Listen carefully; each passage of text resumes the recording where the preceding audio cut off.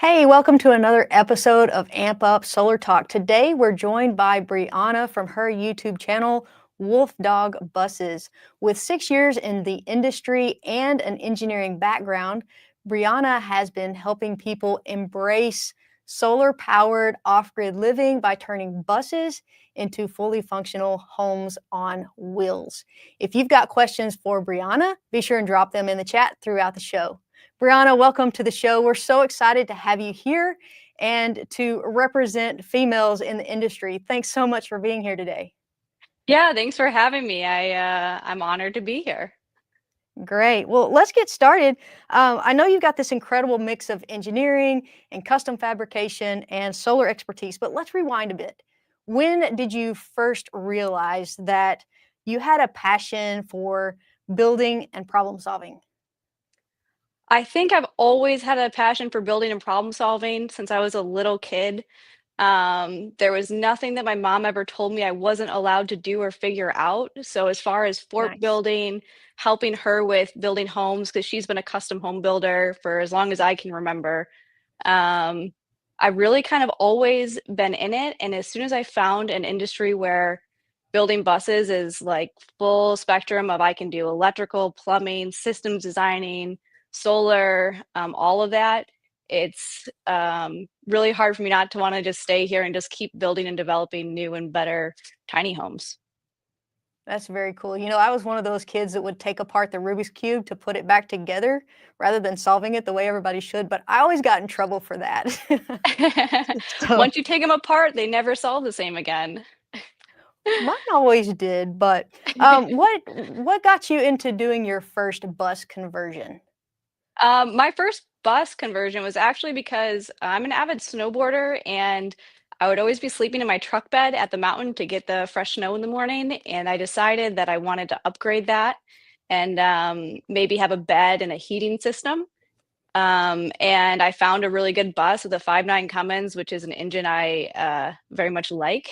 And the things kind of spiraled out of control when I started getting into it and made a full blown home. And so that was the start of it, and ever since it's kind of snowballed, and I've just been enjoying every day. So, what gave you the confidence then to turn this into a full-blown career? Um, that's interesting because it started off with just someone reached out to me who saw my bus and wanted me to help them build out their van. And once I did that, I think that honestly, seeing how much the customer enjoyed that van, and he still to this day sends me pictures of him and his wife traveling, and getting to see how much that's changed and impacted his life. And I get to share my passion for building with other people. As soon as I got out of the military, I decided that I wanted to give it a shot and see how it Mhm. went. Nice. It is really cool when you can kind of experience other people's journeys and you know that you're a part of that. Yeah, That's a definitely. good I feeling. always encourage my customers to send me their pictures of their adventures because I absolutely love that aspect of it. Yeah, very neat. So, have you ever had a moment where you stood back and you looked at a finished build and you thought, I can't believe I did that? I think that I've had something close to that where my first bus was called the Voyager. It was my big black one that I built. I actually sold it and I bought it back about a year later, and I wound up living in it this past summer. And I had a moment where I was like, wow, I'm 30 years old and I'm living in a bus that I built back when I was 24. And that was kind of one of those moments where I'm like, wow, I can't believe that I've done that, that it's come this far, that I'm still building buses. And that was kind of one of those moments for me. So, you're working in a space that you don't always see a lot of women in, and I'm like, "Yeah, go Brianna." I'm so proud. Can you share a time when you really felt like you had to prove yourself or, when someone was just really surprised with what you could do? So I have always been in male dominated industries, whether that like be when I was a lot younger, cooking in restaurants, to when I was a nuclear engineer, to now in the building industry. And I've kind of come to realize that I try and use it as a superpower of people are always Mhm. underestimating me or kind of not expecting me to know what I'm talking about. And I try my best to use it to my advantage and not get frustrated with it because, yeah, it's definitely a thing being a woman in a male dominated industry. For sure. On the flip side, I feel like you've probably been an inspiration for a lot of women out there. Have you ever heard back from some women saying, "You've really inspired me to try this"? And if so, what does that mean to you? So I have, and those are really special moments for me because um, a lot of women, it's a new thing that women are accepted into industries like these. Mhm, And I say that, and I don't think that some people quite realize that, like, in the military, I was active duty and I was deployed, and that was only a thing that became allowed again in recent time, in recent history. And so it is new for women to be allowed to do these things and then to be embracing them. And when I hear women saying, like, hey, like, you can do it, like, you're a solo female builder, like, I can do it, I'm going to try it. It makes me so happy. And I love just people pushing their own limits and boundaries and really discovering what they're capable of. And so I think it's really, really cool. so, what would you say to a woman that's watching this episode and they say, "That's really awesome. I would really love to do that, but I don't think that's something that I could ever do." What would you say to them? I would say just do it. The hardest part about any project, and this comes from my entire life, I've always discovered the hardest part is starting. And so if you Mhm. have an idea or a concept that you think you might want to try, just do it. And if even if you don't finish the build, I think it's more important to start and try and see what you're capable of than to be too nervous to start in the first place. Yeah, I agree. So just take that first step, right? Yeah, and you might be surprised because you might wind up with a whole home built in a school bus. Is that what happened to you? Yeah, I very much did not intend my first bus to be what it was, but once I started it and got into it, it spiraled, and I was really, really happy with um, what I discovered about myself in that process. Yeah, where is that first step? The first step, I would Mhm, say, that's interesting because it's really your first step is just coming up with the idea and finding the inspiration because a lot mhm. of times it's hard to find something that you actually want to do. And so with like off-grid living, to come to the conclusion that you want to do that, I would say the first step you want to actually take action on is going out and trying it with a minimal impact decision. So instead of buying a bus and building it out, maybe go out camping first, car camping first, maybe even once you buy your bus, taking that dry camping to make sure you feel comfortable driving the bus, and using that as kind of your starting off point to make sure you want to fully plunge in. Okay. And what about on a, let's say, a solar project? Where would be a first step with seeing if, hey, can I do a all these electric pieces of what I want to do for a solar install? Probably talking to people. There's a lot of people Mhm, DIYing this kind of stuff nowadays. You can reach out for consultations, or you can even just watch YouTube videos to see if that looks like in the realm of possibilities of things that you are capable of and want to do.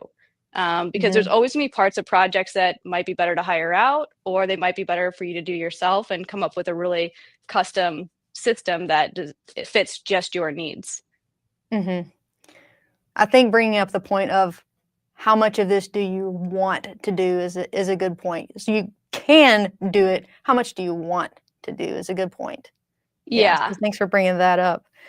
Is there a project that well, let me step back just a minute. As I watch your videos, um, you're always talking about one project that you're working on, maybe standing on top of a bus, and we see all these other buses in the background. And I think, man, I bet each of those buses probably has their own story. And I'm just thinking, is there a project that you've done that really sticks out in your mind, maybe from the technical aspect, but maybe from the aspect of the person that you were building it for or the family that you're building it for? Mm. That seems like a couple questions wrapped into one, but the thing that makes me think Okay. about most is one of my favorite customers was actually the pink bus, I think will be the thumbnail for here. That was a mother daughter who wanted to spend some time together. And I really love that because quality time to me is really important. And their whole dream with this bus and this tiny home was to get to spend the quality time while they had it and go on these adventures together and really bond. And that was super fun. And designing a Mm. bus that accommodated two people and a young girl who was, coming into her teenage years that might want some personal space, but still wants to hang out with mom and spend some time. So that was a really cool one where it was really heartfelt and getting to see their faces when they walked into this giant pink bus and hearing the Oh, daughter's heck. stories about getting picked up from school in a hot pink school bus. That's neat. um, that was a really cool, really heartwarming customer. Neat. Has there been a project where you thought, "Ah, man, things are just not going right on this project. Everything is going wrong. How am I going to fix this?" And if you had a project like that, how did you get through it? I've had a project kind of like that, or at least one where the customer's requests were so astronomical that I'm Mm, looking at this problem of how do I accommodate this? How am I going to make gotcha. this possible and get him what he wants in this rig? And that's actually this rig right next to me is an Airstream. And the customer came to me and he wants an off grid rig, and he knows what off grid means. He wants to be camping wherever he wants, he doesn't want to Mm, plug in and he wants to be full electric, but yet his favorite pastime is cooking.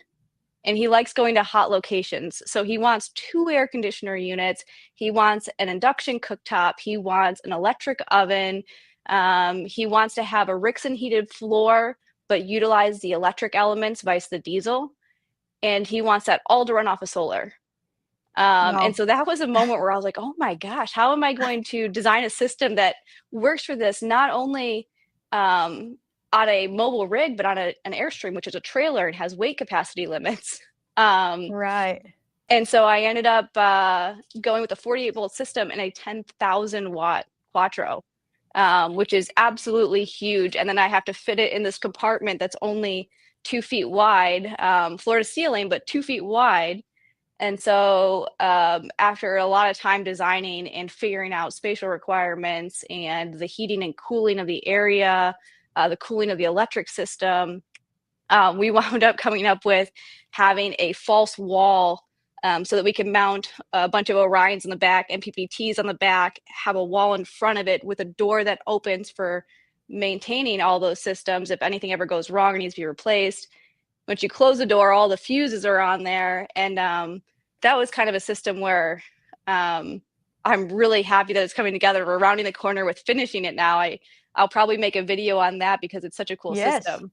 Um, but that was one of those moments where I was like, I don't know if this is actually possible what you're asking for, and to fit it within the weight and space requirements that I'm Hmm. faced with. Um, Luckily, lithium batteries have come a long way, and um, that really helped make it possible. And luckily, you like puzzles. Yeah, it was definitely a big puzzle, and I had a helper on that one that helped me that also loves puzzles and really clean wire management. So the whole project Uh-huh. came together in a really cool way. Very nice. We'll be excited to look forward to seeing that one when you make your video. Yeah, hopefully So, soon. Hopefully within the next month there'll be a video on that. yeah, great. So, looking back, what is the biggest lesson that only experience could have taught you? There's like nothing you can learn in a manual or from a YouTube video that could have prepared you for this. Mm, there are a lot of lessons. One of the biggest lessons I think I've learned, and it was with troubleshooting, that when someone comes to you with a problem, most oftentimes the simplest answer is the right one. And so initially, when I started troubleshooting with people and they tell me their Mhm. inverter's not working, I'm thinking about, okay, what connections could have rattled loose inside the inverter? What could have gone wrong? Mhm. And then finding out that most of the time it might just be an on-off switch. Ah, So always start troubleshooting with the easiest solution first. You'll save yourself a heck of a lot of time. And yeah, that was something that I could only learn by again and again diving in, thinking it was something really complex. And then it turns out you might just have to turn it on and off again. so the old adage or the KISS. right?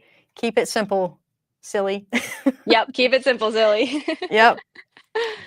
Okay, for someone that is staring at their first solar kit or thinking they might want to get a bus or do an RV upgrade, what's the advice that you wish someone had whispered in your ear before getting started? I think I have two. Okay, First, buses exist without rust. Get one without rust. good And advice. second, if you're getting frustrated with component quality, it took me a while to realize that everything in the RV world exists in the marine world, and marine products are oftentimes really nice and really well built. So once I kind of discovered that, and obviously Victron and lithium components, it really upgrades your entire build. So if you're able to start off there, um, big step up. So go for quality components for sure. Yeah, because you don't want to build something to last a year, 2 years. You want it to last 10 because those 10 years will fly by. Okay, very, very good advice there. If someone was wanting to get started and they haven't done anything before, is there a simple project or a skill that you would recommend for beginners? I think we may have already talked about this a little bit.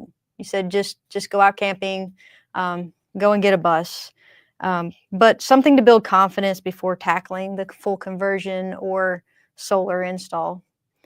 Yeah, We- well, you can always yeah. do small systems to start off. And if you want to see if you're capable of crimping wires and stuff like that, get a small Mhm. kit, start off with that on your bus.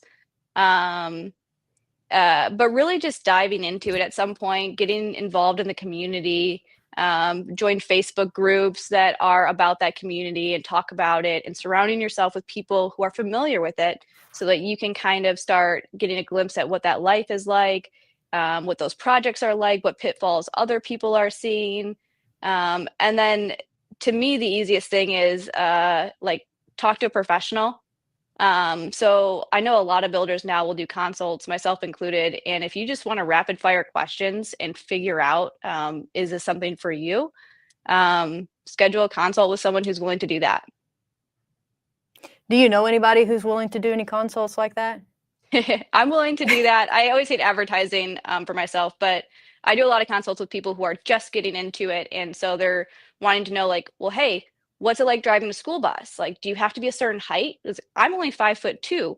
And I drive school buses. So that question I can always answer easily. And how is it getting fuel? What's your fuel economy like? Are there special licenses required? Or when you're doing your solar, what's the hardest part? How do you get these giant panels onto a roof? Things like that.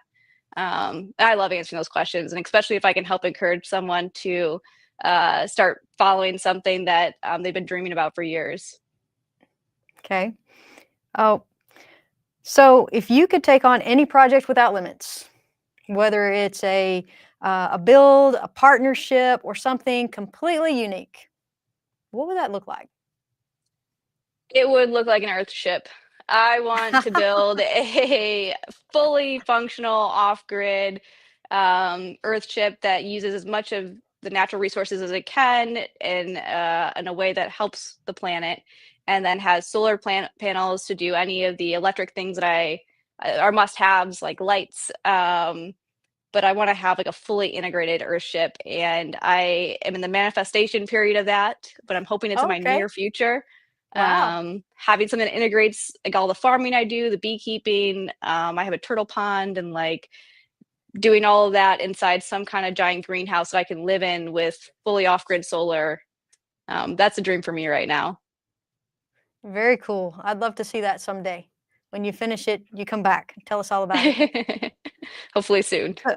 Yeah, we have an audience question that has come in from Joe O'Brien. He says, "Did you start off in that big old shop or out in the driveway?" Oh, I started out in the driveway. I grew my business organically, and so it started off in my driveway, in a neighborhood by the military base I used to work at. And luckily, all of my neighbors loved watching the builds come to life because they could have been really annoyed by the school buses in the neighborhood. But I started there, and then when I moved here, I ended up putting up a big semi-truck enclosure tent that's 40 foot by 16 foot. And I worked out of there for a year, and then built a pole barn. And this is only year 2 in the pole barn. So um, it's really nice finally being in a shop with heat and a roof. Now, do you do all of your builds in that shop? For the most part, yeah. The only ones I do outside are ones when I travel to that job. So most of the builds are happening in here, which is super convenient. I can now use a creeper to roll under rigs. I can store components in here. I can have wood and caulks and paint maintained in a climate controlled area. I have all my wiring stock, all my plumbing stock, and it makes a big difference working in here. So yeah, all my builds are inside. It's bougie now. I bet that makes it a whole lot nicer than when you have to go out and do builds in the middle of a pasture, which I've heard you talk about a little bit. Yeah, now I can pick and choose when I work outside, and it's generally in nicer weather. Yeah. So do you have any big projects that you're excited about or coming up that we can be watching out for? Yeah, that 48-volt system and the Airstream that I talked about, I am so stoked on that build. Not only is the customer one of my favorite customers, he is currently living in an Airstream that he purchased that was a DIY kind of backyard John build that he's had to troubleshoot and fix a lot of things on, and still knows that he loves the lifestyle of traveling around. And so he is anxiously awaiting this build, which he named Roadie. And it is one of the coolest interiors paired with the most incredible systems. He's got heated floors in there. He's got full electric, off grid. I think the most solar that's ever been installed on an Airstream. Um, I'm pretty pumped about that one coming out. So we can be watching for that. About how long does something like that take you to do? I schedule a year for full builds, Wow. which it seems like they can be done quicker, and they could, but I like to really spend time making sure that it is exactly what the customer wants, account for any wait times or things that need to happen. But sometimes they get out in 6 months. I like to schedule a Mhm. year time slot. And so if we want to be watching for this video or for your Earthship, where can we be watching for you?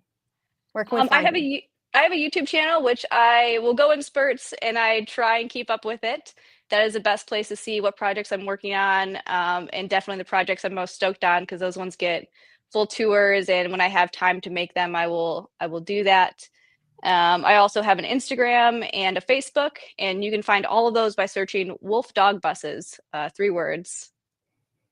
Well, Brianna, this has been an awesome conversation. Thank you so much for sharing your story and just being an inspiration, especially to women out there who might want to consider getting into some of this stuff.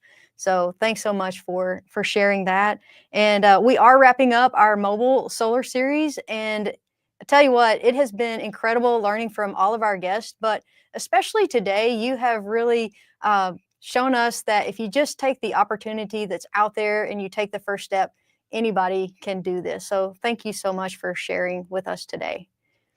Yeah, And thanks if for you having me, guys, and I'm pumped to be considered an inspiration. And if you're thinking about trying something new, go for it.